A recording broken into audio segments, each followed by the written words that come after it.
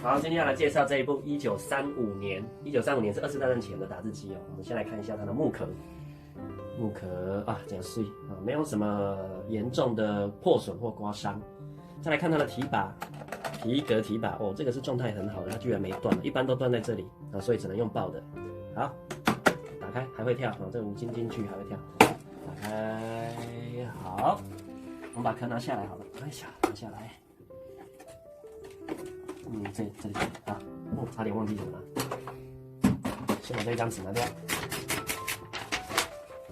好，这一台是 Royal， 它的名字自己就叫做豪华、奢华、华丽。我相信这是法文啊。我们先看一下它的机身，一般的打字机都是 O 型哦，黑色亮面。我们可以看架子上很多打字机，黑色亮面，黑色亮面，大家都是黑色亮面嘛。这个也是哈，亮面，重来。好，放在这里。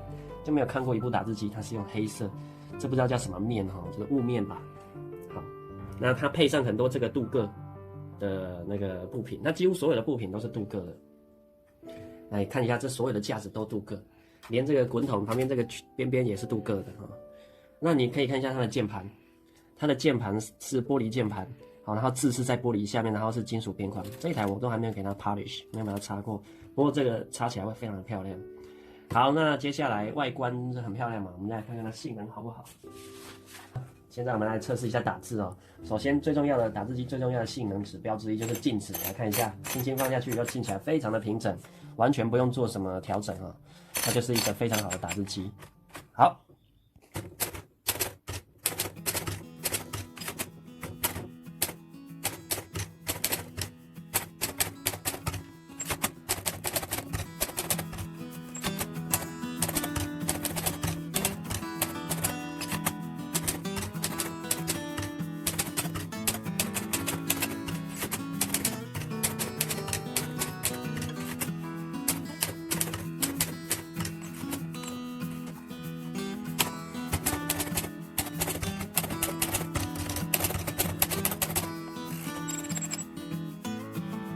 那我们把纸拿出来，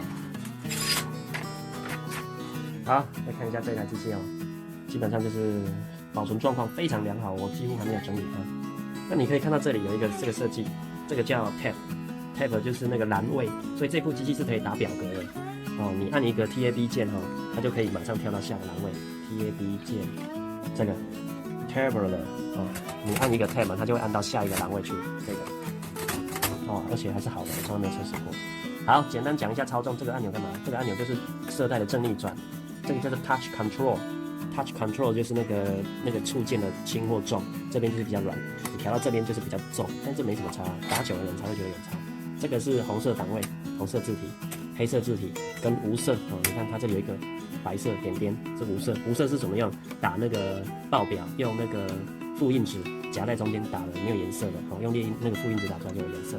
好，这部机器就简单介绍到这边。好，这是1935年的Royal 的华丽型、奢华型打字机，它是2次大战前。